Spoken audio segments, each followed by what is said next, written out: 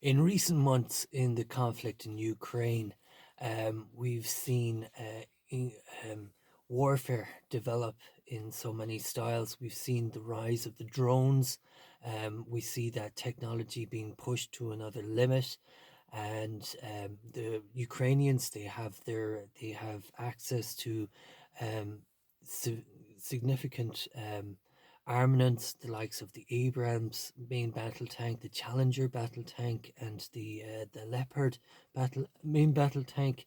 On top of that, they have their F-16s, and on the Russian side, we have the great vast. We realize just how deep the resources of the Russian military has. They have escalated. Likewise, they're catching up. They have caught up in terms of drone technology. They've started using smart glide bombs, the Fab 5000, and only recently they launched a medium range missile. That was capable of dropping a nuclear warhead, but instead they decided to pack it with TNT, which was significantly less effective than a nuclear weapon, of course. I did notice that in the news that there was on the lead up, nobody really knew what Putin was up to, but as it turns out, the Russian military had in fact warned the Americans that they were indeed going to fire a nuclear capable missile. So there was alarm bells ringing. The embassy in Kiev was evacuated. Americans were basically told to steer clear of Ukraine for a while. But all that came to pass, and the bomb was the missile was launched some 2,500 miles away, and it landed in Ukraine. What I get from that was the Russians have all sorts of crazy ideas. They had there was talk early on in the war. They were actually planning on using a proper space rocket, a Soyuz R-7, load it up with TNT and drop it in Ukraine. Um, that didn't come to pass, but instead what they're doing is they're launching medium range missiles, and I can only imagine it's on account of the fact that the Ukrainians have a very superior air defense network set up, and the most convenient and easiest way to drop payloads of explosive would be to use their missiles. They're grasping at straws at this stage. Furthermore, ever since they pushed past Fuladar and other strong points around Ukraine, the only real gains that the Russians have had is mainly forests, valleys, agricultural land, maybe a few villages, but nothing significant. And that's mainly on account of the fact that the Ukrainians are maintaining 1,200 kilometers of a battle line with them. On top of that, they're causing trouble in Kursk as well, and it just shows that we're going into another winter of stalemate, really. The Russians don't seem to. If there's any city that's at risk now, it's Pokrovsk, and they're literally going to start their attack on that. Furthermore, Trump has been elected as president, and there's questions as to what's he going to do in terms of bringing an end to the fight in Ukraine. Already on the media, they're talking about a ceasefire and drawing up some sort of contract, maybe trading off Crimea, or God only knows what is going to happen. But a ceasefire would be a good idea in that there's an awful lot of killing being done on both sides, and neither side is really coming to any conclusion with their military. Um, so it might be good for everybody that particular conflict comes to a stop. Um, because and I've been reading another book. It's called Punishing Putin by Stephanie Baker, and it outlines what has happened between Russia and the West in the last couple of years since Putin invaded Ukraine. The rift between the West and Russia has grown steadily larger, and it's only a sign that there will always be a rift between Russia and the West for a very long time to come. And we see this in the book.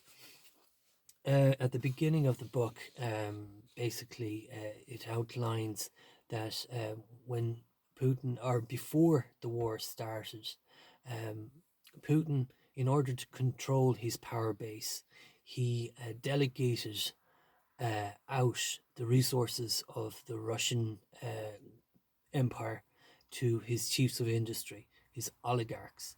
These were multi-billionaire tycoons who had substantial shares in very large oil and gas companies mainly, and those people, they were given a free hand in what to do with that money.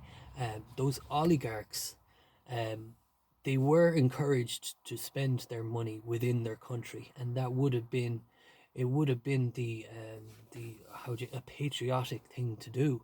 However, instead, what they did was they invested in super yachts, mansions. They expanded their empires beyond Russia. The idea being was that they were always afraid of Putin, and they were always afraid that if anything happened, they could always scoot out of Russia and still be able to live very comfortably in the West. So, naturally enough, when Putin decided to invade Ukraine, um, the first priority of the West was to limit and to bring down all these characters who are spending and splashing money in all sorts of places. Some places were legit, but an awful lot of it was very illegitimate. And the book goes into great detail explaining where that money was going. So the various oligarchs that were out there, most notable would have been Roman Abramovich. There was Deripaska, and he was big into aluminium, and there's an aluminium smelter in Cork that belonged to him, that did belong to him prior to the invasion. So what happened was when the invasion started, um, the West started applying the most significant amount of sanctions on these oligarchs and to the Russians themselves, to the Russians. And basically, what that meant was a sanction is basically a refusal to allow them access, or refuse their permission to trade, to operate, to live in the various countries around the West. And for examples of sanctions would have been the seizing of their properties, the seizing of their assets, stopping stopping them from trading on the stock markets, investing their money and moving their money around as well. One of the significant sanctions that was brought in was the SWIFT banking system. All Russians were denied, Russian banks in particular, were denied the use of that. So Visa and MasterCard couldn't be used in Russia. And likewise for Russian people operating who were under sanction, they were no longer access to those banking services. Um, so what have we? The super yachts, the yachts that were bought, those boats, literally as soon as the invasion started, they started leaving Western ports in the Mediterranean and making their way to Dubai, or making them way to the Black Sea, and various other havens, safe havens around the world. Um, uh, the sanctions were also, didn't just affect the oligarchs; they affected ordinary Russian citizens living inside Russia as well. Things like agricultural products like butter, dairy, wine. There was thousands of various products that were being denied, uh, being sent, exported to Russia, and the Russian people lost out on that.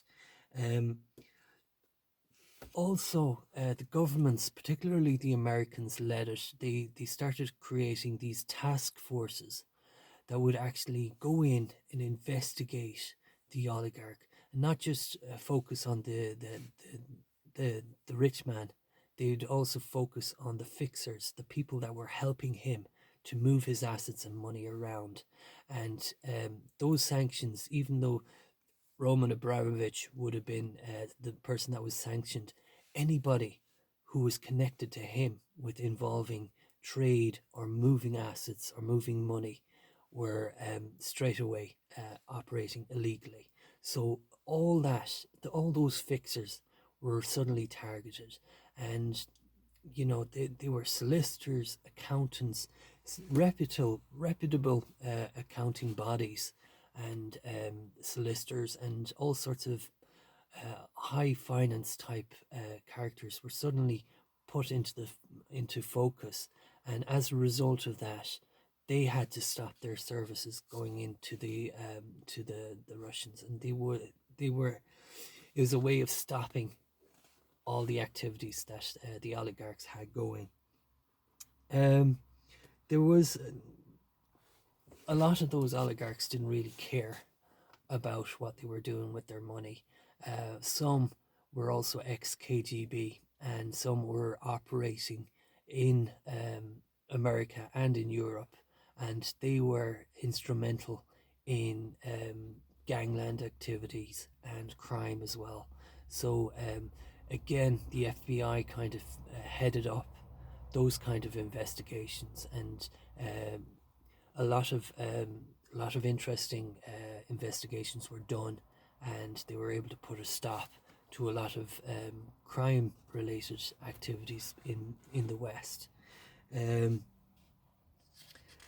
there's also the problem with the sanctions is that as soon as you throw out a set of rules, there's a group of people out there looking at ways to find loopholes around them, how to counteract those loopholes. And in particular, for example, Russia was denied access to microchip technology, things like drones and microchips. And as a consequence of that, the Russians then had to start figuring out ways of getting a supply of various dual use technologies, microchips that could be used in washing machines, that could also be used in missiles. They had to find different ways of getting that technology and materials away from the West. And what they were doing was they'd set up shell companies, fake companies that would be set up in Malaysia or in the United Arab Emirates. And of course, they'd purchase all the stuff legally, and then illegally they'd ship it off north into Russia. So those loopholes had to be caught out and investigated and tracked. And today, it's a very, very difficult procedure, but they're still finding a lot of those technologies in the missiles that are being fired into Ukraine. So they're still working on it, but it's amazing that, like in the times that we're in, globalization was all about the ability to transport all sorts of goods, north, south, east, or west. Now we're starting to see technology that's tracking every single product going north, south, east, or west now as a result of it. Um, Corporate hostages. The West also had an awful lot of infrastructure and investments in Russia at the time of the conflict. Examples would have been the Sakhalin 2 oil and gas platform way up in the Arctic Circle. That particular piece of infrastructure, it was being co-developed by companies in Europe, companies in Europe, in Korea, and in Japan. And as a result of that, there's if there's not $1 trillion worth of infrastructure still in Russia, it's all being confiscated by Putin. Another example is the car manufacturing facilities that were up and running inside in Russia, and now they're literally the likes of Chevy or Ford or General Motors, they literally handed over their factories over to the Russians. They couldn't bring them home or anything. And now what we're starting to see now is that the Russians are then using Chinese products. They're building Chinese cars in Russia, and they're calling them Russian vehicles. McDonald's as well. They had to back out of their operations in Russia, as well as Coca-Cola. And what's happened is in McDonald's in particular, all those fast food outlets have now been taken over and rebranded in some other way. Getting back to the McDonald's case as well, not only were they supplying good hot food, but they also had the logistics with regards the purchase of high quality beef and dairy and potatoes, obviously. And those particular supply lines, they all had to be rejigged and reworked in such a way into the Russian model. And as a consequence of that, a lot of Western companies that were getting on just fine in Russia have now been taken over by the Russians, and they're being run almost at the same level. And whatever standards that they have going forward, it's questionable. But it seems apparent that the Russians have taken over whatever businesses that have been brought into Russia in the last 30 years, and they're running them like they had been running it all along. Um, Cyprus, there's a chapter there on Cyprus. Cyprus is a small island. It's split between Greece and Turkey, and it's a bit of a tax haven. And the Russians had been using Cyprus, not just Cyprus, they were using London as well to launder their money, whatever money that the oligarchs were getting.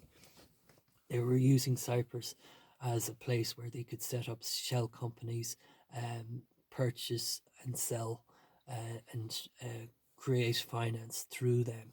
And it was quite embarrassing for the Cypriot government to be investigated and to have all these investigations done on the island, and for people to realize the extent of the financial transactions that were going through the country illegitimately. So going forward, it just means that places like Cyprus and London are going to be even more resilient to money laundering and counterfeiting and whatever other hijinks that the Russians were up to. It just means that our financial systems are going to get more resilient as a result of what was going on. As a result of no Russian money circulating in Europe, what's happening is the money seems to be circulating around Dubai now at the moment. And again, it's just putting Dubai into the limelight, not just Dubai, but Abu Dhabi as well. And questions will be raised about that, and it'll be interesting to see how the UAE deals with these particular issues, because as it stands, the Middle East has been fairly quiet with regards supporting either Putin or Ukraine, and what's happening in Israel as well. You know, the Middle East is fairly muted, and it's just a sign that they're just taking a step back, and whatever way they're going to come down, it'll be interesting to see how it pans out over the next couple of years. Capping Putin's war premium, the oil and the gas is the most significant way for Russia to maintain their economy. And prior to the war, Europe was heavily dependent on oil and gas from Russia. As a consequence to the war, Germany in particular, they built an LNG facility off their coast. And what it means is that instead of getting piped in gas and oil, we're now getting shipments from all over the world to cover our dependence on oil. And we were concerned about our dependence on the oil and gas, and Putin was counting on it, that like we wouldn't cause up a stir if he invaded Ukraine, because all he'd have to do is either put up the prices or stop pumping the oil and gas. But as a result of that, what Europe, Brussels, figured out was they put a cap on the price of oil at something like $60 per barrel, and as a consequence to the new oil and gas arrangements, um, we are we are taking in far less oil and gas. The only oil that's coming into Europe now is going to Hungary, on account of the fact that Viktor Orban made a case for the fact that his country is very dependent on Russian oil. So concession was made there, but as a consequence, a lot of the Russian oil and gas is now going to India. And bear in mind that Russian oil and gas that is bought by India cannot be bought in dollars or in euros. It has to be in Indian rupees. So whenever the Russians sell their oil to India, what they're getting is Indian rupees, and they can only spend those rupees in India, or so I see it. So again, it's created this extra difficulty for Putin to sell his oil and gas, and as a result of it, revenues are nearly slashed. It's something like they were cut down by nearly 50% at least, and it's showing that the Russians are now actually delving into their they're delving into their their funds, their rainy day funds, basically. And the question is now is how long will that rainy day fund? When will that run out? And it's coming particularly close to it now. A significant figure in Russian economics. Her name is Nabuliana. She's an economist. She's been working in Russia for the last 10, 15 years. She's top notch. But again, like it's fairly obvious she understands that she has to work for Putin. She's trapped in her situation, and as a result, like it's interesting that seems to be the person who is coming up with the solutions to provide Putin and his cronies to keep the war going and to keep their lives in reasonable comfort. Um, so, what is the synopsis? What's the end of it? It looks like Russia is going to be separate from the West for a very long time. Whether or not the Ukraine war goes on for another couple of years, or Trump manages to stop it on the 2nd of January, it doesn't matter. Russia is definitely out of the game now for a very long time. And as a consequence of that, it's very hard to see that. It'll be interesting to see how things pan out going forward. But they're for as long as Putin is in control, we're just going to see more and more antagonism from him. And as a consequence of that, countries like Estonia and Finland, Poland, Germany as well, they're all gearing back up for defense now and conscription. We're definitely going to see a Cold War version 2.0. Um, what can we do from that? What I can see from that is just getting back to the Russian Soyuz. I don't think the Chinese or the Russians are happy at the fact that they do not have access to Western science and technology, particularly the science and technology of rockets and space. I say that because you have SpaceX coming up with spaceships that can carry something like 8 tons of cargo. They can take off. A big ship can do a couple of somersaults, and then it can land, And not only can they do that, but they can actually land on their platforms. They can actually be reused. And so the price of going to space is so much cheaper. Whereas on the Russian side, in the last couple of years, they sent a rocket to the moon and it crashed. And likewise for the Chinese as well, they send up rockets, but it's touch and go. They don't even know where the damn rocket is going to land. So there's a very big gap in terms of space technology there. And on top of that, we saw the Russian weapons. The T-90 battle tank is not nearly as good as they were explaining, as they tried to convince us. The fifth generation Sukhoi fighter jet, it was rolled out in at a Chinese weapons exhibition, and it turned out it was mank. It's like, it would barely pass third generation fighter, never mind fifth generation fighter. There's a vast gap in terms of technology and science between China, Russia, and the rest of the West. So it just looks like we're just going to keep going on, and eventually those countries will see the errors of their ways and they will work towards working with us once again. That's all I have to say tonight. Take care.